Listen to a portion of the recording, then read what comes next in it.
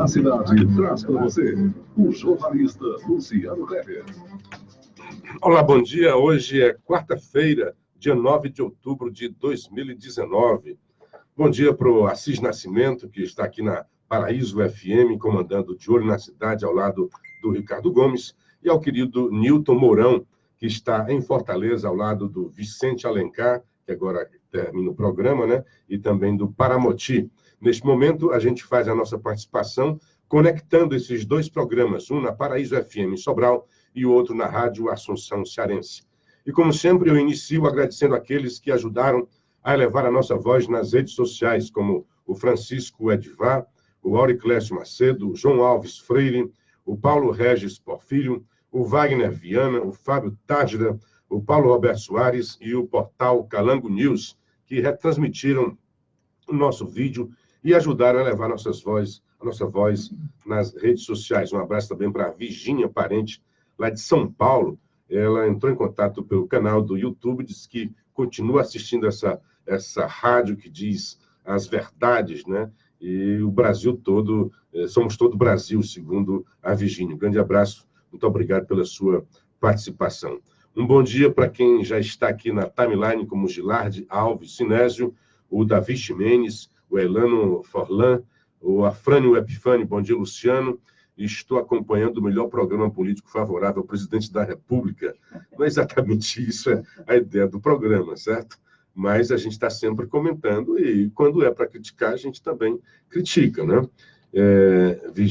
Catarina Soares também mandando um abraço para nós.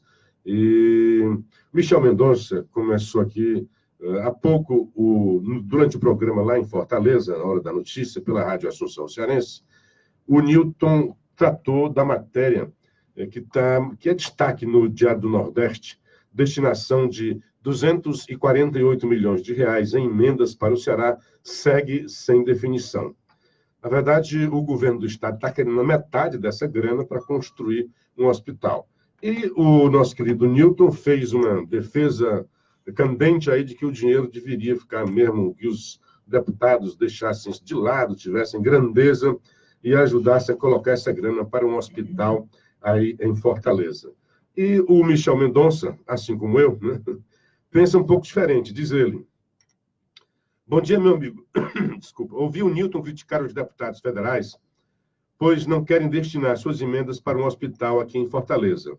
Eu acho que não seria com a população do interior, pois, primeiro, não serão beneficiados com o hospital, e, segundo, serão prejudicados com o desvio das verbas que ajudariam o seu desenvolvimento, poços profundos, pontes, praça, etc., sendo empregada aqui em Fortaleza. Primeiro, assim, o Nilton disse que há um hospital aí que ele gostaria que fosse, né, tirar o hospital lá da Praça da Lagoinha e levar para o PC. Não é. Não é assim. O que está lá na proposta é a grana para a construção de um hospital em Maracanaú. Não tem nada a ver com este hospital defendido aí para o nosso querido Nilton Mourão. E eu concordo também com o Michel Mendonça. Porque, assim, eu acho que o governo do estado já tem o seu orçamento, já tem uma grana, né? Essa grana está vindo são recursos federais, orçamento da União.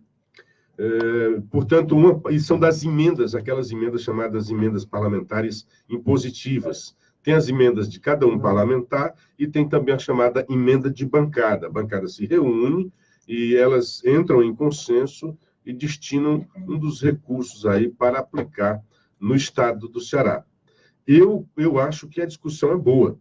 A discussão é boa. E eu acho, sim, que os deputados, e, aliás, essa a defesa que o Paulo Guedes faz, é uma tentativa de descentralizar as decisões orçamentárias, de não ficar centralizada apenas na União ou no Estado. Desta forma, os deputados, e eu acho que está correto, porque os deputados conseguiriam dinheiro onde não seria tão fácil levar. Que é muito fácil o governo do Estado fazer um hospital grande, como diz o Michel, e atender a população de Fortaleza e o restante do Estado ficar à mercê. Então, eu concordo que realmente fique dinheiro para os deputados e que eles possam... Isso aqui não é dinheiro para o bolso do deputado, não. Isso aqui é dinheiro para que deputados atendam demandas paroquiais mesmo. Pode chamar de paroquiais. São demandas lá do interior, que muitas vezes a gente tem uma visão muito Fortaleza, né? O centro do Ceará é Fortaleza. E aí, muitas vezes, o interior está muito necessitado e a gente não tem os olhos para isso. Como, às vezes, dentro de Fortaleza, a gente tem uma visão também cêntrica, esquece muito da periferia, porque a gente não anda por lá. Então, os deputados têm, sim, eu acho que têm esse direito e devem lutar por ele, de comandar verbas para municípios. E assim não seriam só, por exemplo, aqui em Sobral, o deputado Moses Rodrigues é adversário do prefeito Ivo Gomes. E ele encaminha verbas, porque muita gente fala, mas é um conluio aí entre o deputado e o prefeito, né? Desvio essas histórias. Aqui em Sobral é um exemplo claro. O deputado Moses Rodrigues é adversário do prefeito Ivo Gomes. E mesmo assim ele encaminha verbas que vêm por meio da prefeitura de Sobral. Então, quem é que é beneficiado com isso? O povo de Sobral. Se essa verba vai para Fortaleza, não virá para Sobral. O povo de Sobral não terá esse aproveitamento. Então, é uma forma de descentralizar o orçamento da União. Então, eu acho interessante, eu acho bonito, eu acho legal o desenho. E, obviamente, muita gente fala, até acho que o Michel disse, desvios.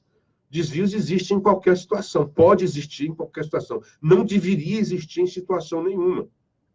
Então, esse desvio, nós estamos cada vez mais atentos, a sociedade brasileira está cada vez mais atenta, as instituições brasileiras cada vez mais atentos. Muita gente é por trás das grades, embora muita gente esteja querendo tirar essas pessoas por detrás das grades, não é, seu Gilmar Mendes? Mas eu concordo com o Michel Mendonça, eu acho que a verba tem que realmente ser descentralizada e, por exemplo, se há um evento forte como esse de um hospital, tudo bem que tenha o apoio da bancada. E é isso que está se discutindo, que para chegar a esse consenso de uma emenda de bancada, tem que ter o apoio de 2/3 dessa bancada. Nós temos 22 deputados federais, de forma plural, né, vários partidos, e 3 senadores. Então, eles que se reúnam a portas fechadas ou a portas abertas, como queiram, e decidam sobre isso. Não pode haver também a imposição. Eu já soube que Ciro teria, Cid, né, na articulação, já teria garantido 85 milhões para ir para esse hospital. Mas o Camilo quer, não, eu quero mais, eu quero que seja pelo menos mais 45 milhões. Então, o imbróglio estaria em cima disso daí. Então, não vejo como pequenez dos deputados lutar pelos seus representados. Então, há muitos deputados que não têm nem voto em Fortaleza. Então, eles devem lutar, sim, pela melhoria desses locais onde ele foi votado. O deputado não é só daquele voto, porque nós não temos o voto distrital, onde em que o deputado representa exatamente aquele distrito. Então, ele representa o todo, o Ceará. Mas, obviamente, o deputado está mais próximo dessas demandas. Quando ele vai pedir votos, né, ele tem que prestar contas e ouve e conhece essas demandas que talvez o Estado e a União não conheçam. Ele está mais próximo da população. A população não vive no Estado, a população vive nas cidades. Então, o meu amigo Michel Mendonça, eu concordo com você, eu acho que a discussão é boa e eu acho, sim, que deve ter essa partilha, que tenha tanto lá para o governo do Estado, tem uma bancada aí, e que, assim, não queira impor a ferro e fogo, né, à vontade. E o governador pode muita coisa, mas não pode tudo. E, assim, é na negociação, é no diálogo. E o que a gente está vendo por aí é que, em vez do diálogo, está havendo exacerbação. E, assim, eu acho que as pessoas devem responder e defender as suas ideias com grandeza, com convicção, com fortaleza, mas aí partir para exacerbação, briguinhas, aí um ficar falando mal do outro, porque o Cid está em 2 negociações, e tudo em questão de dinheiro para nós, para o Estado do Ceará. Está correto o que o Cid está fazendo, representa o Ceará.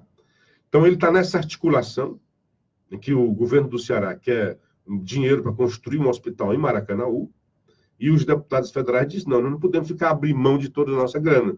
Então, dá uma parte, sim, mas não toda.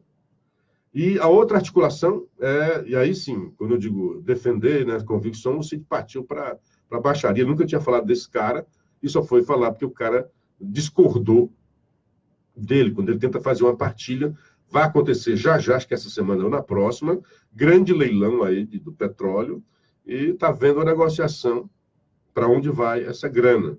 Então, essa grana que ia, parte para o Estado, e para os estados, e parte para a União, de novo, a discussão é essa, é que os deputados, os parlamentares, tenham também interferência nisso daí, que eles possam dizer, um percentual, se eu não me engano, 5%, desses recursos, os recursos seriam partilhados entre União e Estados, e 5% desses recursos seriam encaminhados por deputados. É a maneira de prestigiar os deputados, é a maneira de ajudar que eles também compartilhem das decisões orçamentárias. Então, a discussão é boa, e eu acho que os deputados estão para isso daí, não pode ser também só adorno, enfeite.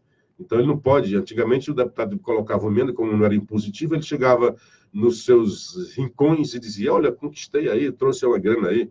Aqui, por exemplo, aqui se fala muito, poço, passada molhada, como o Nilton até falou de forma assim meio, né?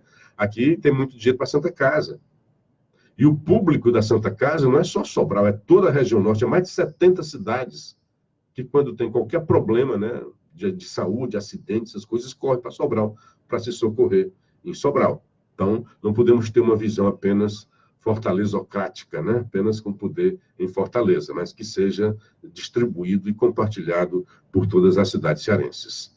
Bom dia para o Gilardi Alves Sinésio, o Afrânio, já falei aqui, o Eliano, a Catarina, o Valíris, o Jesus Alves, Paulo Regis, Tatá, bom dia, garoto, a Karina Menezes, o que adianta fazer hospitais e não colocar bons profissionais? É outra discussão, né, Karina?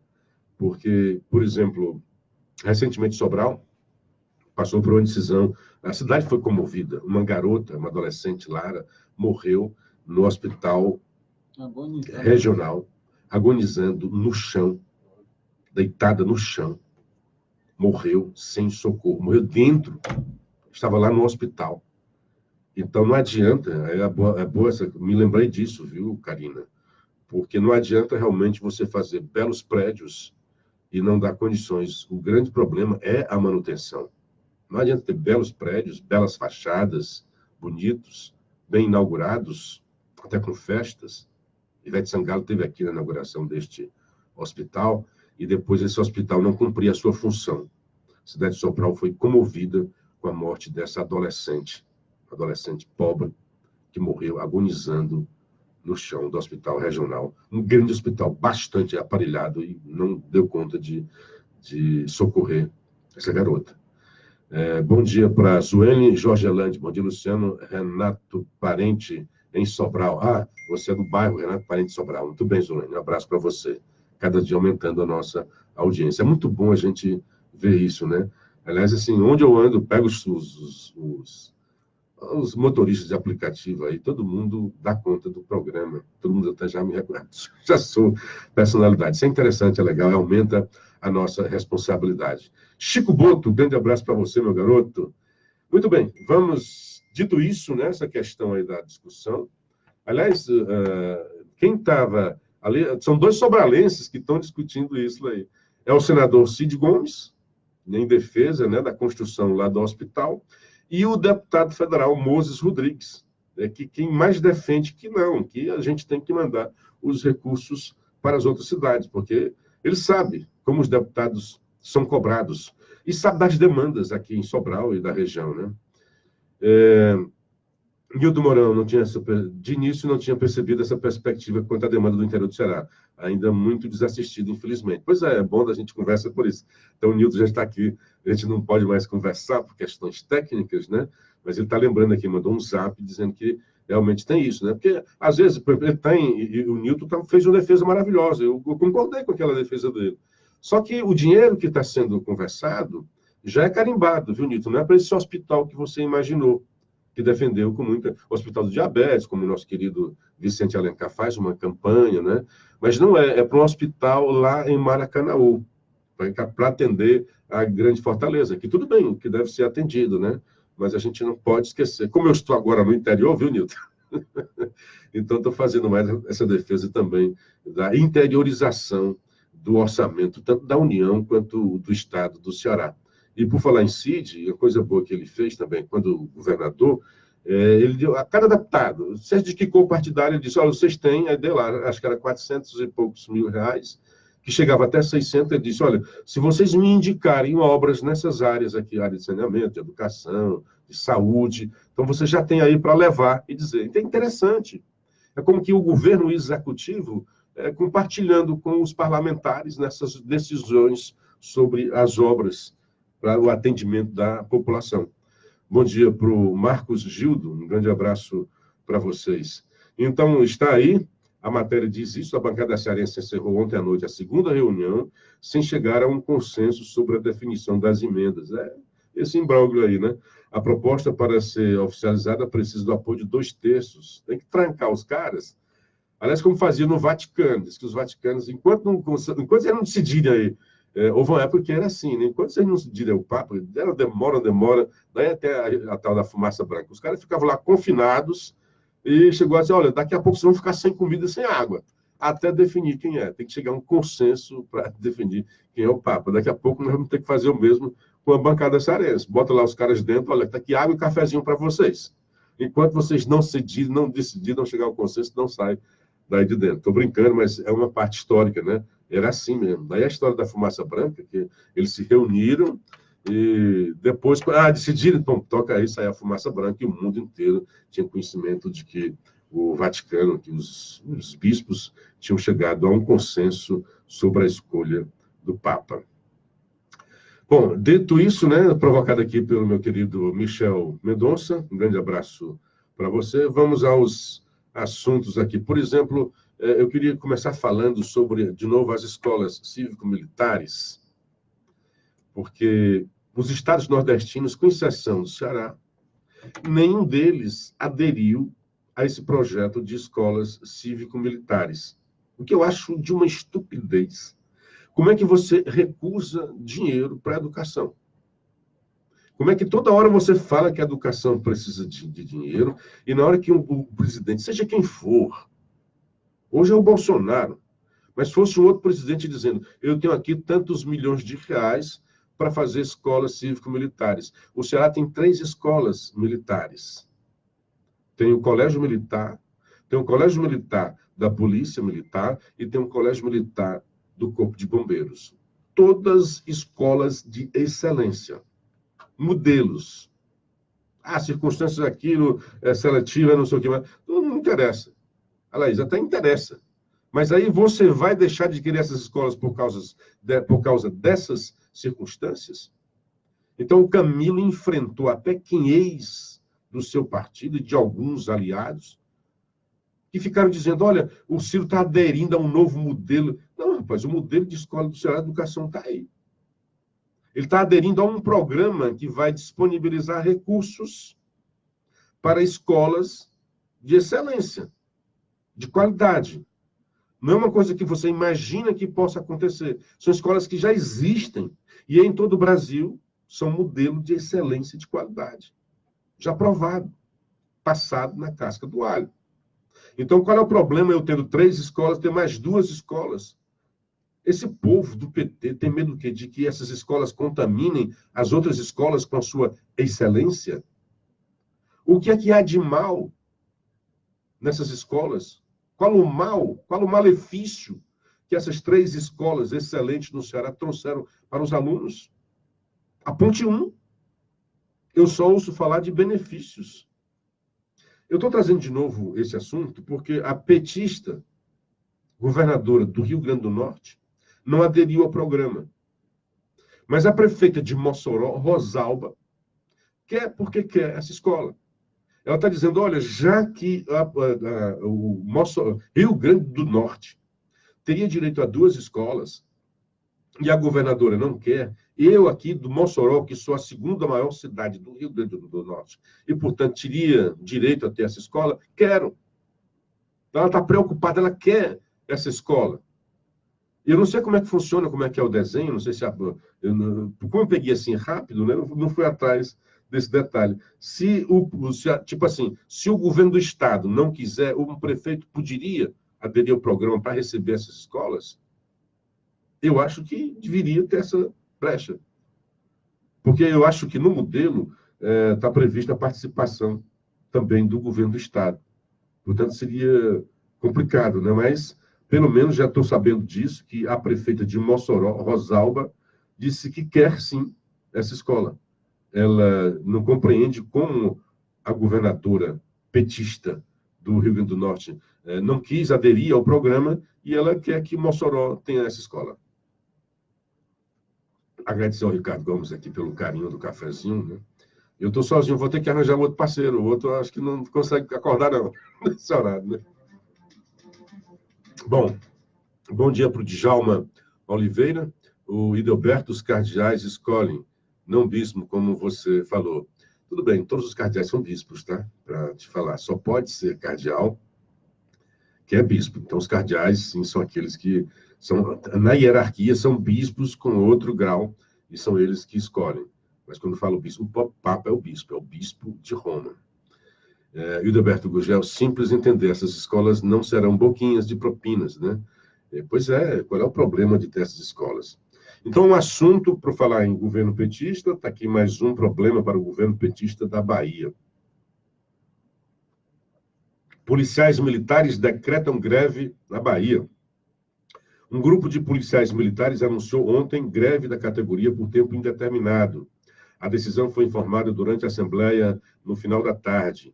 Liderados por membros da Associação dos Policiais e Bombeiros e de seus familiares do Estado da Bahia, ASPRA, os PMs reivindicam melhorias no plano de carreiras e reajuste do benefício da condição especial de trabalho, 7.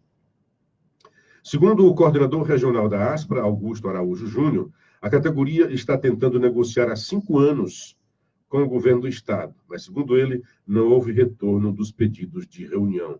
A Secretaria da Segurança Pública atribui a decisão a um pequeno grupo dentro da corporação e informa que a situação é monitorada. O comandante-geral da PM, Coronel Anselmo Brandão, negou que a paralisação anunciada pela ASPRE represente o efetivo da categoria. Seja como for, é um sinal de alerta e a gente já viu que vira um caos quando tem greve da polícia. Eu sou também contrário.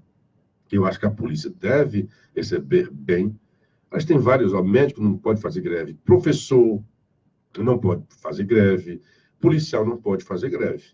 Agora, obviamente, eles têm que ter uma contrapartida, tem que ter salário. Quando a gente estava falando ontem que o salário deve ser equiparado à iniciativa privada, e tem muita gente já gritando, né, dentro da reforma administrativa, eu acho sim que dentro do serviço público há profissionais que são diferenciados e como eles não poderiam fazer greve, também teriam que ter alguma coisa diferenciada para eles. Então, médicos, professores e policiais, pelo menos essas 3 categorias, a meu ver, né, tinha que ter um tratamento diferenciado e tinha que ter essa imposição. Realmente não pode fazer greve, porque a população sofre grande.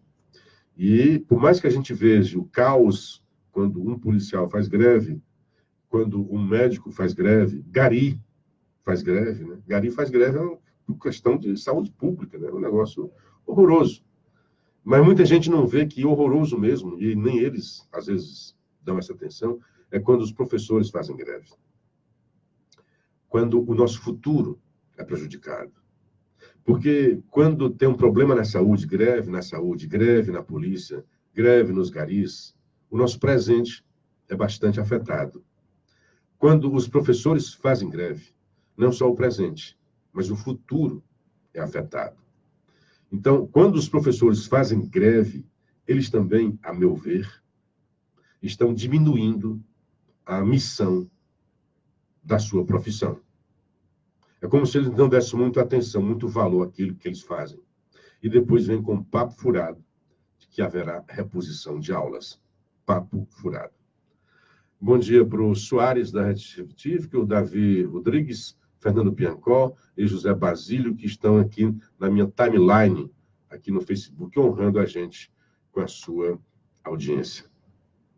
Assunto do dia agora é o PSL, o Partido do Bolsonaro. Tem muita gente, quando se fala Partido do Bolsonaro, toda vida que tem um problema no partido, o Partido do Bolsonaro. Então, na verdade, o PSL foi um partido que o Bolsonaro chegou, né, porque não pode ter candidatura avulsa. Bolsonaro não é, digamos, um cara partidário, orgânico, até o contrário, ele é um cara antissistêmico, passou por alguns partidos, não fez como o Ciro, né, que passou aí por muitos partidos, né? Bolsonaro tem pelo menos, se eu não me engano aqui a memória, pelo menos uns 3 partidos, né? Por último foi o PSL, que não era nada, né? Bom dia para o José Basílio, mandando um abraço aqui para nós. E hoje é o grande. Bolsonaro, só para ter uma ideia do PSL, fundo partidário. O PSL tinha direito a 1,5 milhão de fundo partidário, né? Hoje tem direito a 100 milhões. Então, foi um crescimento, né? Quando tem a grana, é muito dinheiro. Então, como é que aconteceu isso? Toda hora, né? Não sei o que, mas lá o partido, quando tem as coisas ruins, é o partido do Bolsonaro. O Bolsonaro não criou esse partido cresceu com o Bolsonaro, cresceu às custas do Bolsonaro. O PSL era um partido nanico total, né? Sem a menor relevância no cenário político nacional. E como é que agora essa discussão do PSL, o que é que está acontecendo? O Bolsonaro está sempre aquelas coisas, quando ele sai do Planalto, conversa com as pessoas, antigamente conversava com a imprensa, agora ele está dando chega para lá, ele está irritado, abespinhado com a imprensa, segundo ele, muita informação errada, e nós citamos ontem aqui, por exemplo, da Folha de São Paulo, com a história do Acha, né? O Globo, com a história do FGTS, que, na verdade, é uma iniciativa lá do Legislativo, e o Globo deu como sendo o governo querendo acabar com o monopólio da gestão do FGTS, que hoje é da Caixa, né? Queria a participação de outros bancos, e o Bolsonaro negou, que não tinha nada a ver, coisa lá do Legislativo, ele disse que vai vetar se esse negócio passar.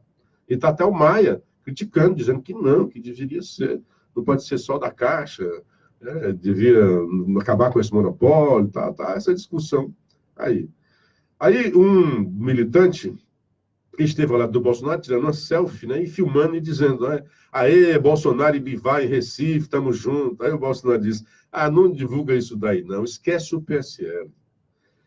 E, então, isso hoje, está em todos os jornais, alguns deles até nas capas dos jornais, essa história do PSL, como se fosse um indicativo do presidente sair do PSL. E muita gente dizendo, olha, ou o Bolsonaro toma o partido nas mãos, porque ele está nas mãos do Bivar, ou ele vai mudar de partido. Já se fala até no partido, que seria o DN, que é um partido novo que está chegando aí. Porque dizem que pelo menos uns 40 deputados, se o Bolsonaro mudar de partido, pelo menos uns 40 deputados iriam com ele. E aí os caciques do PSL estão dizendo, e aí, vão abrir mão dessa grana? Né? Hoje o PSL é o segundo, acho que o primeiro é o PT ainda tem mais grana do fundo partidário, que é uma excrescência. O desenho desse fundo partidário foi uma excrescência, exatamente para atender o status quo, o establishment, os partidos que já estavam no poder. E a gente sabe que muitos dos partidários, dos parlamentares do PT, chegaram lá com propina. Isso aqui não é achismo. Isso aqui é condenações que já existem por aí e investigações a valer. Tem aí um catatal de investigações que comprovam isso. E também não só o PT. É só Aécio Neves, por exemplo, o PSDB tem muita gente também envolvida. E outros partidos, aliados e adversários. Então, esses partidos que têm maioria parlamentar, muito dessa maioria foi conquistada com base na propina. Então, na hora em que você define que a distribuição desse fundo partidário é baseado no tamanho das bancadas deles, você está, de certa forma, corroborando com a prática criminosa desses partidos. Ponto. Né? Agora, não sei como é que seria para a gente fazer. Eu acho que na hora que criou o fundo, zera, distribui para todo mundo e diz, a partir daí, da próxima vez, a gente vai fazer baseada nas bancadas. Mas já pegar aquela bancada viciada que está ali, para mim, eu acho que foi um erro. Então, tem 2 erros grosseiros nesse fundo. Primeiro, que eu acho que nós não devemos estar bancando, podia até ser bancar uma parte, né? Mas nessa hora em que a grana está faltando para tudo, para a saúde, para a educação, e os caras defender mais dinheiro para a gente bancar a campanha de políticos e de alguns políticos vagabundos. Acho que foi o Nilton que usou essa expressão hoje, né? Que realmente tem políticos bons e políticos ruins. O problema é que o meu dinheiro vai para todos. Não tem como definir. Então, esse dinheiro que é meu, que é seu, que é nosso, ele vai bancar campanha de partidos bandidos, de políticos bandidos também. Então, quando sou eu que tiro do meu bolso, eu vou financiar aquele político, é porque eu acredito nele. Mas aí, eu financiar um político que eu não confio, que eu discorde da ideologia dele, eu acho isso autoritarismo. Então, foi mais uma do senhor STF, que proibiu as doações de empresas. Então, na hora em que você proíbe as doações de empresas, você tem que ter outro lado. É o quê? Financiamento público. Porque ninguém é ingênuo de achar que tem campanha barata aqui no Brasil. Dos últimos dias, o que a gente viu que campanha barata foi do Bolsonaro. E agora estão querendo envolver o cara dizendo que ele recebeu dinheiro lá do Laranjal de Minas Gerais. O cara arrecadou 4 milhões e usou apenas 2 milhões. Mas, então, o primeiro erro é esse negócio aí, do fundo partidário. Então, tem no horizonte, é assim, ou o Bolsonaro, é mais ou menos isso que está colocado aqui no jogo de xadrez. Ou o Bolsonaro toma conta da estrutura do partido, que esse partido não é dele. Todo mundo fala, o partido do Bolsonaro, o partido do presidente. Esse partido não é dele, ele não comanda o partido. O que se coloca hoje é exatamente isso. Ou o Bolsonaro passa a comandar o partido, ou ele comanda as estruturas partidárias para que o partido siga realmente aquilo que ele imagina que deveria seguir, ou ele abandona o partido. E o que se vê por aí nesse partido é uma derrocada. Aqui mesmo no Ceará. Você tem o deputado federal Heitor Freire e tem 2 deputados estaduais, André Fernandes e o delegado Cavalcante. Os 2, quer dizer, a bancada estadual, as turras com o Heitor Freire. Há muito que eles pedem que o Heitor Freire seja até expulso do partido. Que pelo menos ele deixe a estrutura, a máquina que ele comanda no Estado, Heitor Freire. Que, aliás, dizem que vem por aí com candidatura a prefeito de Fortaleza. Então, e existe em vários locais, localizado principalmente, o mais destaque principalmente em Minas Gerais e em Pernambuco, denúncias de candidaturas laranjas que toldou o partido. Então, está no cenário isso daí. Ou o Bolsonaro toma conta, toma de assalto o partido, né, comanda a estrutura partidária, ou ele vai para um partido que ele possa comandar. Aliás, a gente fala aqui dos Ferreira Gomes, né, que são experts na política, em se eleger e em eleger os seus aliados. Eles nunca tiveram essa habilidade ou condições ou circunstância de comandar mesmo um partido. Por isso que mudaram muito de partido. De repente, o PROS, não era nada do PROS aqui no Ceará.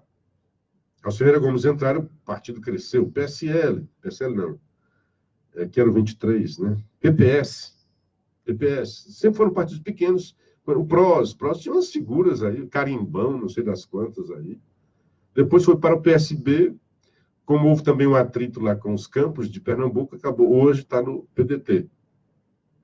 Que ele tem ali um namoro com o Lupe, né? Tem mais ou menos uma parceria, pelo menos, né? Não tem, às vezes, dentro do partido, e aí os Ferreira Gomes que chegaram e inflaram e fizeram o partido crescer, aí os caras queriam fazer um antagonismo com eles, né?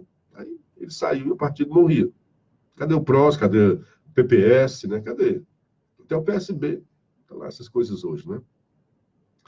Bom, o Júnior Nóbrega, bom dia, Luciano. Gostaria que você comentasse sobre a eleição do Conselho Tutelar em Fortaleza. Pode ser anulada? Em Pentecoste, os 5 mais votados ligados ao prefeito, 2 esposas de vereadores, uma irmã de vereador e outra ligada a vereador também. Infelizmente, a velha política da compra de votos reinou novamente, segundo comentários nas redes sociais.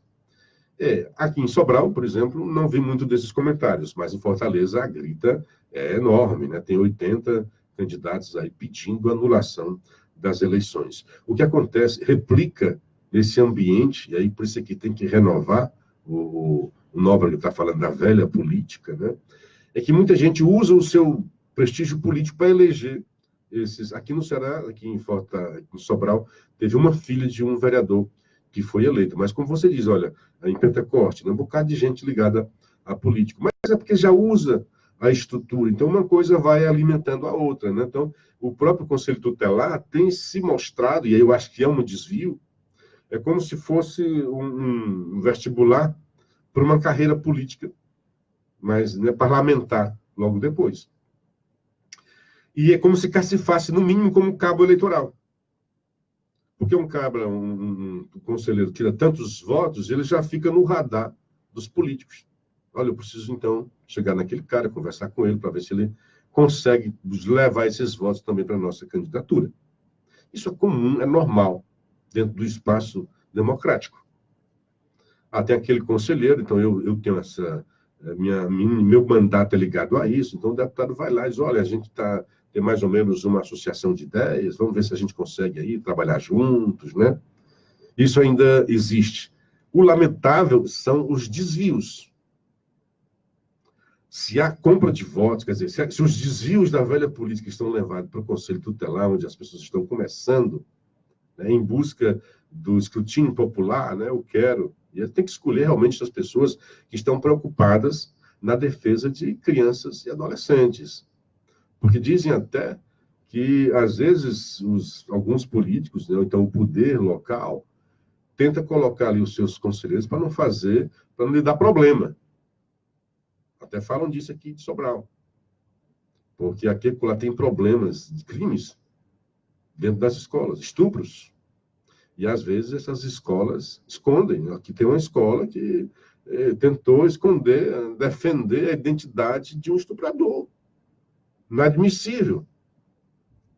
Então, nós temos que ter conselheiros atuantes para, quando ocorrer esse tipo de caso, ele ir para cima e ficar em defesa da vítima e não do bandido.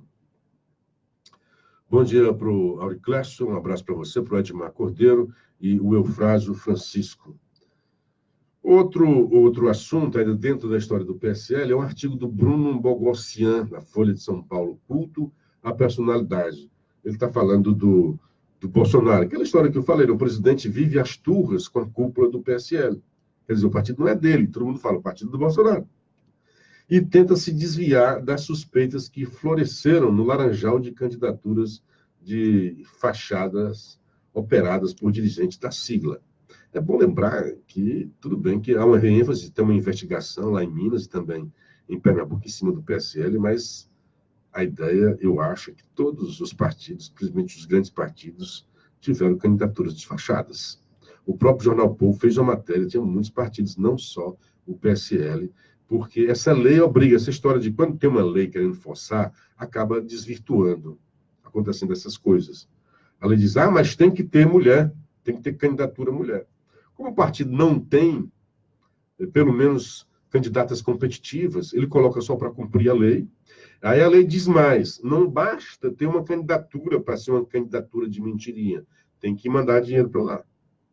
Aí, como a candidatura acaba sendo de mentirinha só para cumprir o que a lei diz, nos dois casos, de ter vagas, né, para a mulher, destinada à mulher, e 2, ter a grana, e como a mulher realmente não terá votos, o cara manda a grana, e essa grana acaba indo para outras candidaturas mais competitivas para o partido. Então, tem esses desvios, e não só o PSL. Nesta terça, ontem, né, ao encontrar um eleitor que elogiava o chefe da legenda, Bolsonaro deu o golpe e deixou gravar dizendo, esquece o PSL. Em 30 anos de atividades políticas, o agora presidente nunca se apegou a um partido, é verdade. Só no ano da última eleição passou por 2 siglas antes de fincar pé na legenda de aluguel que decidiu obrigá-lo para disputar e conquistar o novo cargo. Foi um casamento de conveniência, claro. Tentou um partido, pensou outro, né? Acabou ficando no PSL. Ele tinha que ter um partido que lhe desse condições para se candidatar. Além de alimentar o personalismo, a ruptura com o PSL ganha força no conveniente momento em que crescem suspeitas dentro da sigla. Mais de 30 deputados do PSL estão dispostos a seguir o chefe caso ele deixe o partido. Outros ousam pôr o dedo na ferida. Como você fala do quintal alheio, se o seu quintal está sujo?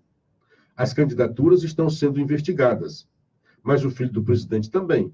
disse o delegado Valdir, líder do PSL na Câmara. Só para você ter uma ideia de como está a ligação, né, a relação entre o presidente e também o partido, né?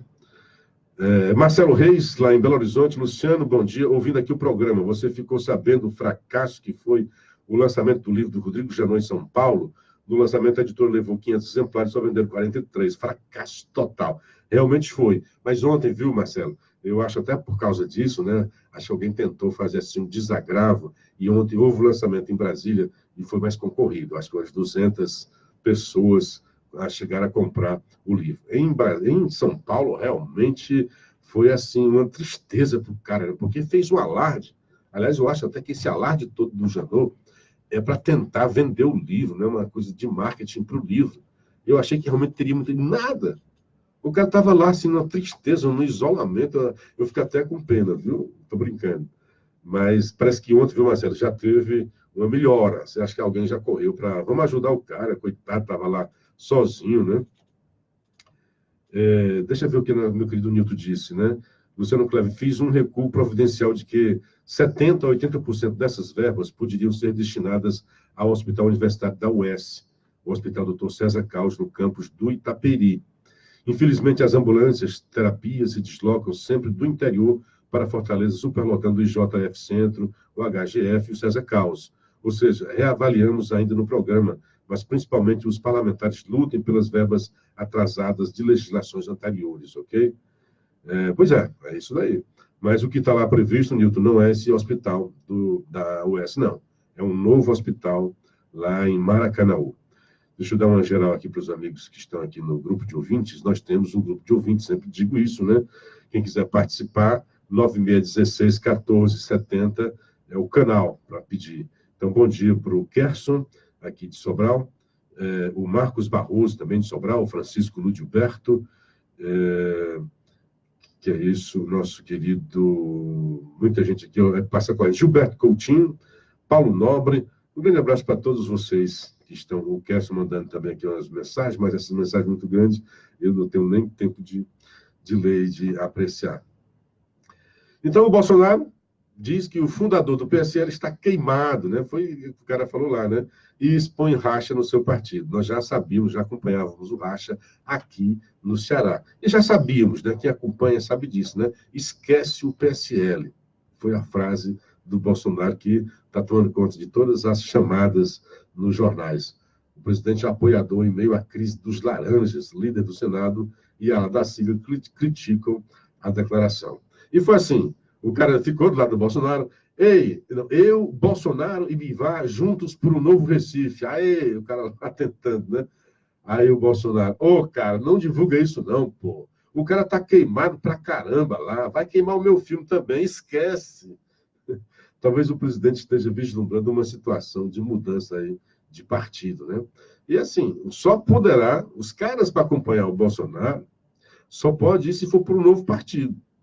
Não tem janela partidária. Então, as eleições estão aí para a prefeitura. Como é que os deputados vão sair? A não ser neste caso, tem um novo partido surgindo, que é o UDN, falta só questões burocráticas, né? Partido que não acaba mais no Brasil, né? Mais um partido. Então, esse partido está convidando o Bolsonaro, dando ao Bolsonaro a oportunidade de ele comandar, enfim, um partido. E só neste caso é que os deputados poderiam migrar do PSL para este partido sem o risco de ter cassado, de ter o seu mandato cassado. Esquece o PSL, tá ok, cochichou o Bolsonaro para o apoiador.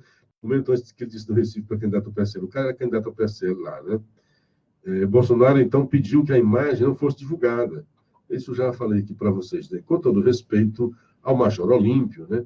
Um dos principais responsáveis pela linha adotada nas redes sociais por Bolsonaro, o bolsonarismo, o vereador Carlos Bolsonaro, publicou críticas ao Olímpio, afirmando que a ingratidão se revela a cada momento. Tem realmente um racha grande no PSL. O PSL não se entende, o Frota já saiu, a Joyce Hasselmann tem um negócio de quem vai ser a candidata em São Paulo. Então, tem que se resolver essa história do PSL. Eu acho que sim, certamente... Então, o que se fala no jornal é isso. Na coluna política lá da Folha, soneto de separação.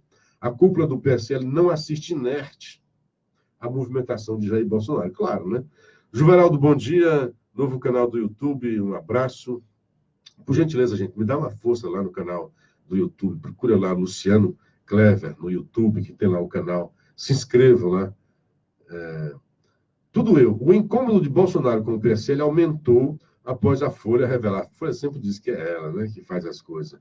Revelar que durante a apuração sobre o Laranjal, na seção mineira da sigla, a Polícia Federal encontrou menções à campanha dele. Nunca é registrado como o partido do Bivar, é sempre como o partido do Bolsonaro, disse uma conselheira do presidente. E quando tem a coisa ruim, é o partido do Bolsonaro, né? Quem acompanha o divórcio entre Bolsonaro e o PSL diz que há uma junta de advogados trabalhando num plano para não deixar na chuva parlamentares que queiram abandonar o partido ao lado dele.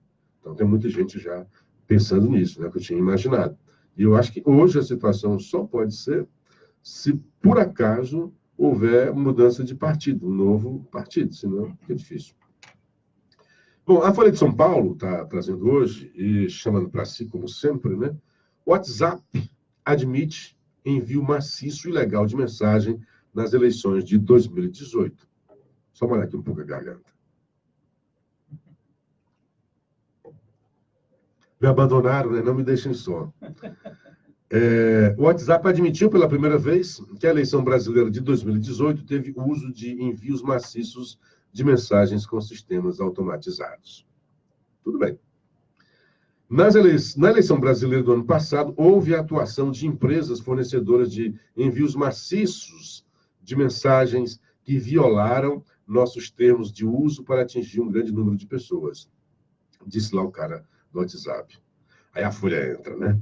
Em uma série de reportagens, desde outubro do ano passado, a Folha revelou a contratação durante a campanha eleitoral de empresas de marketing que faziam envios maciços de mensagens políticas usando de forma fraudulenta, patati patatá. Aí diz, uma das reportagens noticiou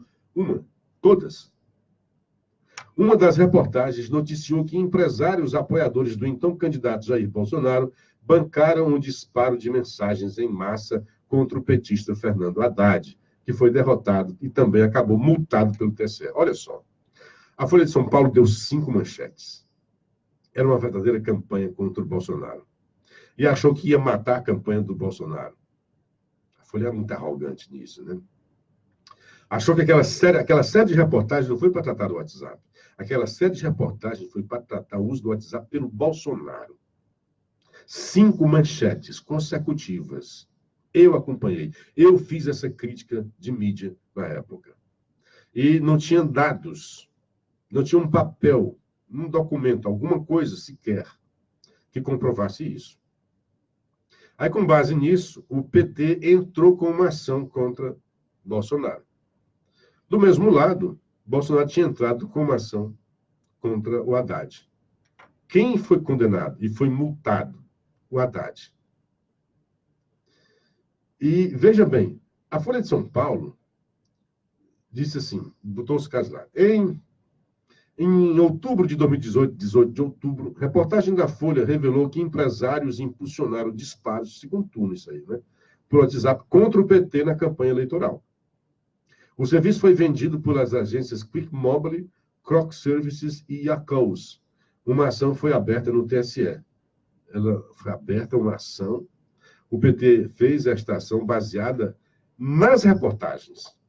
É como se a reportagem fosse feita exatamente para propiciar a abertura de uma ação, de uma AGE, a ação de investigação contra o Bolsonaro, na Justiça Eleitoral, AGE. Aí, uma semana depois, o UOL, não foi a Folha, presta atenção. Uma semana depois, o UOL, é do grupo, né? Mas mostrou que o PT também usou o sistema de envio de mensagens em massa e que a agência responsável pela campanha de Bolsonaro teve registros de uso do sistema da Yacous apagados após a reportagem da Folha. Presta atenção, a Folha fez uma série de reportagens contra o Bolsonaro, dizendo que Bolsonaro estava usando o WhatsApp. que empresários ligados a Bolsonaro, não era o Bolsonaro em si, né, eles teriam contratado esse serviço para disparos maciços no WhatsApp para fazer campanha pelo Bolsonaro. O UOL da Folha, para não ficar tão assim, disse, olha, o PT também fez isso. Só que do PT foi comprovado. A campanha do Bolsonaro, a campanha do Haddad, pagou ao Google para que ficasse. O que é que o PT fez? Ele pagou ao Google para, na hora que você faz uma pesquisa na internet, a primeira resposta do Google era uma notícia negativa por Bolsonaro. Se eu ponho uma procura lá de Bolsonaro, por exemplo, a primeira coisa que vem é a maior relevância que vem, que é a primeira da lista, é sempre uma matéria negativa contra o Bolsonaro. Isso foi comprovado.